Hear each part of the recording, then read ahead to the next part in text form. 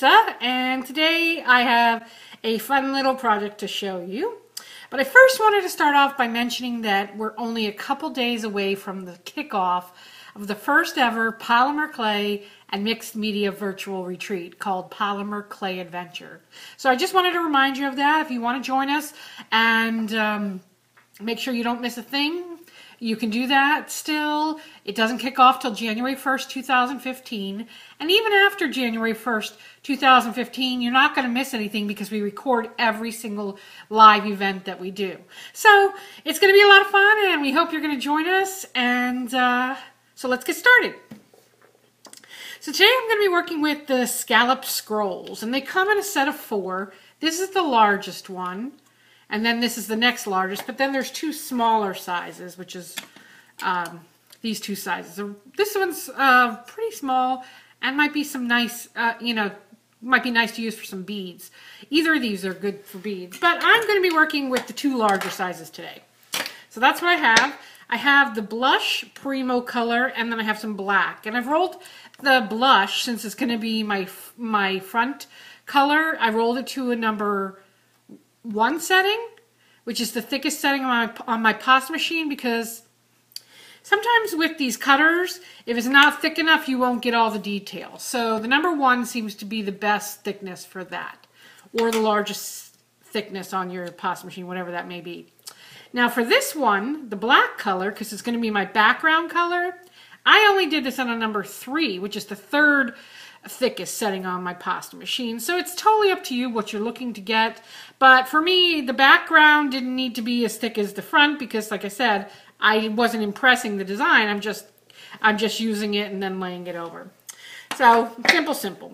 Anyways, and then I have these 2 glass pieces, and there's one that's a little cameo, and then there's one that's a little flower, and they come from my mother's collection. They're vintage pieces, so you can always find vintage pieces on Etsy or eBay. There's tons and tons of them, so you can pick whatever you like. But I happen to like these 2, and they're completely different, and the reason why is because I want to show you that you can get different looks just by changing out the glass piece you use.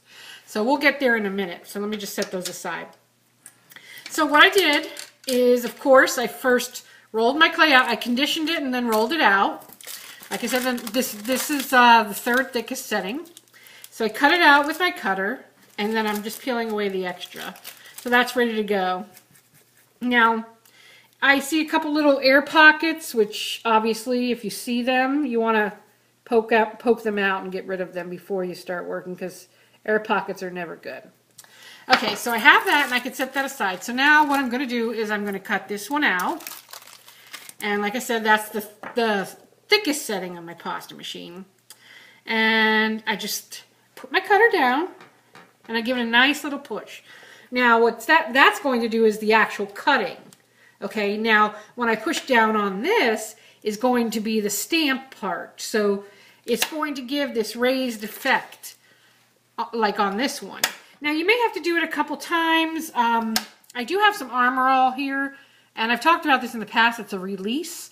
Sometimes you need to use a release so that your clay doesn't stick.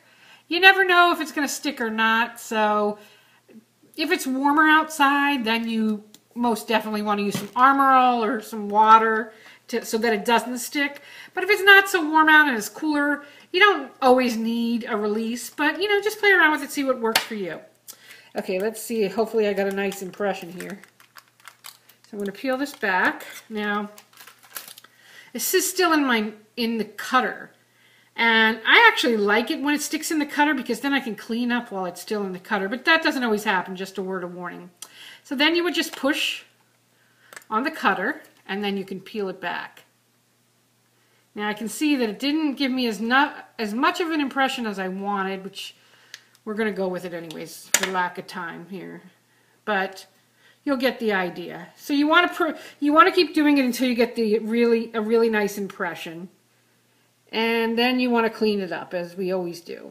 So that's how you get that. Now, all I did, I'm not going to clean it all up right now either, because I just want to show you what I did.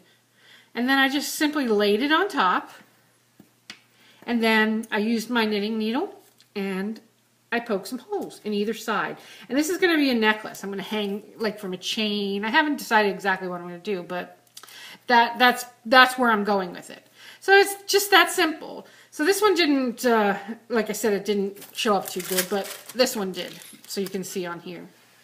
So once I have this and I have my design laid on top and I'm happy with it, I can give it a gentle push so they adhere, and they will when they bake. But I wanted to show you the difference between how some stones or some glass stones or whatever you want to call it can look.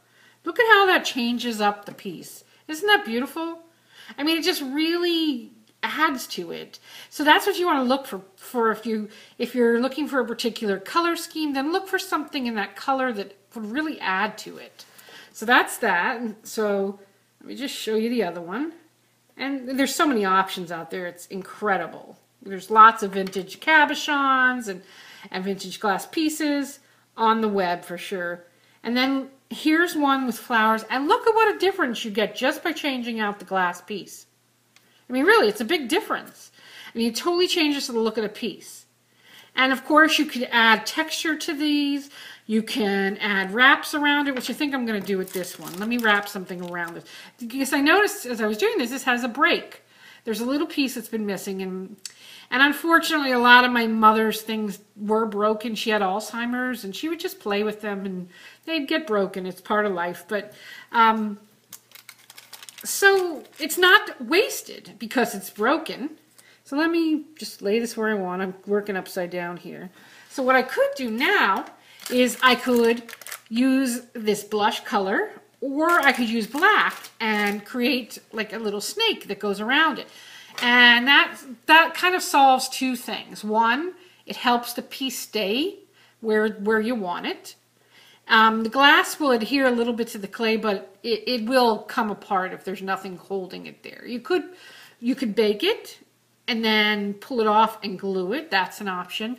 Or you can do something like this where you create, you know, something like a frame around it. And I'm just doing, you know, just a simple little snake here.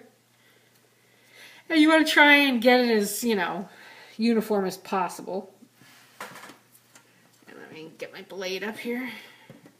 And then you just cut off one end until where you like it. Let me turn this around so I can see what I'm doing. And then you can just drape it around. And this is going to cover up also that broken piece of glass on the edge. And it'll add another dimension as well. So I wrap it all the way around, and then I see where it ends, and I come and I cut it with my blade. And then what I like to do is piece those pieces together. It's a little awkward for me this way, far away from me, but let's see.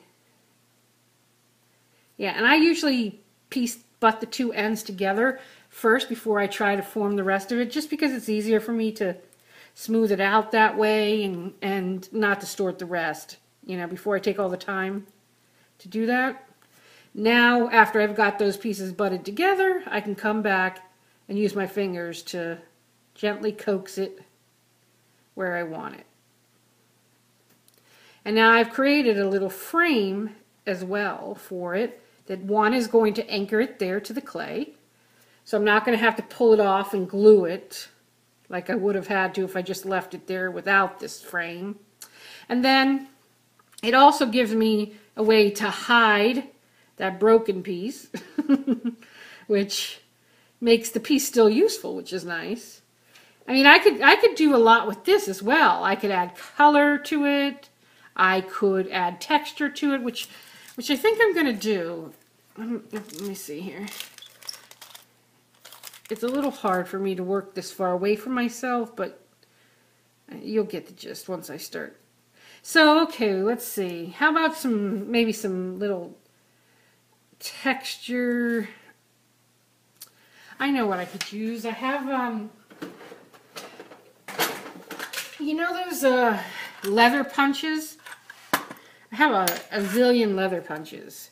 And really, there's so many options out there that, you know, you just find what you like and see what, you know, looks good to you. I have one that's just kind of like a I don't know, just kind of like a chiseled edge. Let's see.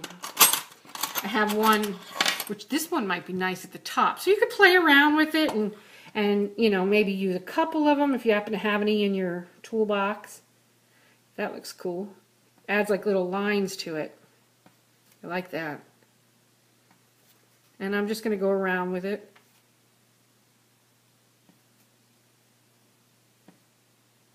I like that. It's a cool look. And you can find these leather tools online too. So there you have it. Something just super simple to do, but yet really cool looking. I mean, that's a beautiful necklace. And I could add color if I wanted to jazz up the black, or even if I wanted to jazz up the blush color to really make it cool. And then, you know, you just take 2 jump rings, one on either end, and hang it onto a chain. Or if you're a beater, you could beat it up like that, you know, and start beating and make something really cool. So give it a try. You wouldn't look at these and think, oh, I could make, you know, just a pendant out of that. But, you know, just let your imagination go. And, you know, you can find all kinds of neat ways to use them. So that's the scallop scroll. And with a glass piece and a little texture. And now I have a really fun piece. So that's it for this week. I hope you enjoyed this. And we will see you on the adventure.